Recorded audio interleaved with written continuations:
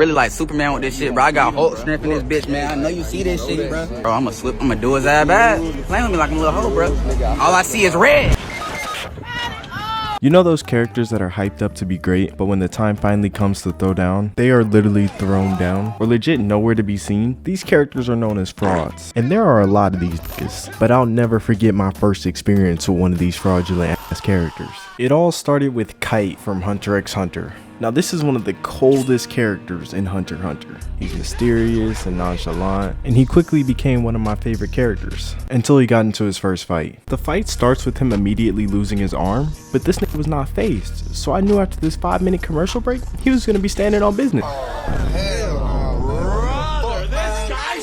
This has to be the sorriest death I've ever seen. Like bro, dying during a commercial break? What kind of weak side character shit is that? Words can't even describe my disappointment for this nigga. And he's not even the biggest fraud in the show. That's actually Netero. Now Netero is literally the embodiment of peak human performance. And his opponent is an ant.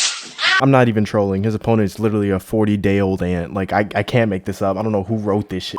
But as you'd expect, this fight was not even close. This xenomorph was getting the dog kicked out of him, but he stands up like it was nothing. That kind of hurted me though. Yeah, me personally, I'm not fighting this nigga. But surely one of the strongest characters in the entire verse can Nigga, what? Miriam locked in for like 5 seconds, and Netero is no longer breathing, lost 2 limbs, and is more shriveled up than my and bro just can't take an L, I guess, so he just has one of the craziest crash outs.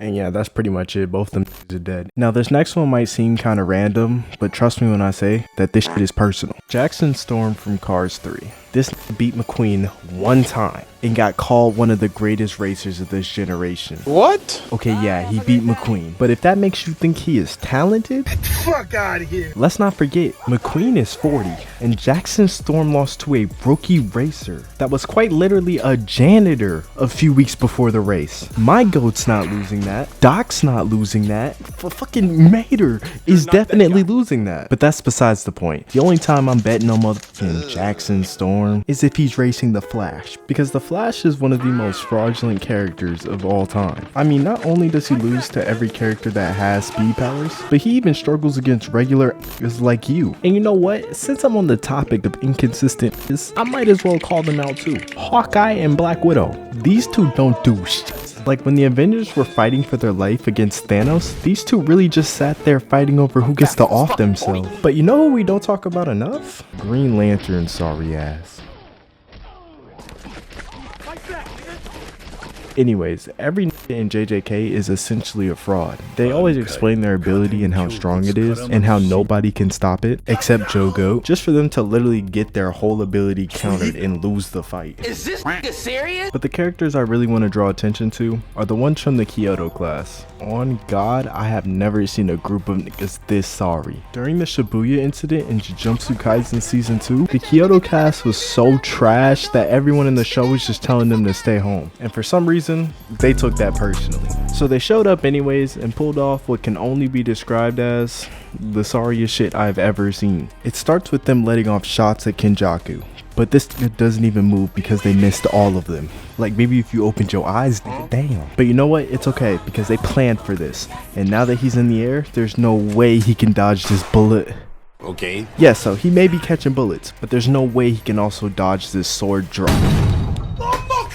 Yeah, these niggas should never fight again. Just like the world's strongest fraud, Mihawk. Now, One Piece loves having its strongest characters never fight anybody on screen, but Mifraud takes it to another level. This self-proclaimed strongest swordsman has had a few fights in the show, and he's bitched out of every single one of them. I mean, he did win once, but that was against a rookie pirate, and we all know how that went. But you know, it's just crazy because this nigga actually refuses to fight anyone remotely strong. Just like when he had to fight Vista in Marineford. This threw like 3 swings, and when bro didn't go down, he was like, alright bro, let's just call it here. Like, I can see why his sorry ass was spawn camping the East Blue. Bro tried to play it off like he was just looking for strong opponents, like there isn't a whole part of the earth where literally the strongest characters box at. Like, yeah, alright bro. But other than that, the One Piece roster stands on business. I mean, there is Dragon, who's supposed to be the leader of the Revolutionary Army, but this nigga hasn't revolutionized shit. The only thing he's ever done is stared off into the sunset and grabbed Smoker's arm. which is probably the worst feat a nigga can have because Smoker quite literally loses to everybody. Just like this next group of bums I'm about to talk about. Now I love Avatar,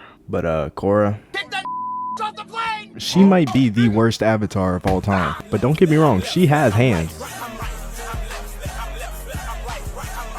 She just doesn't know how to use them. Like, I just don't get it. You got hundreds of niggas inside of you. Pause. But you have a negative KD? And it's not like she was just raw dogging every encounter. She was spamming the Avatar state for everything, but she would still lose. And I mean, losing every single fight you get into isn't a bad thing. But my nigga, losing the connection to every single past Avatar? How do you mess up that bad? Aang was 12 years old saving the world and he ain't never made a mistake like that. But you a grown ass woman and hold every single Avatar after you. Because now, when they need advice or help in a fight, they gon' enter the Avatar state and never come back.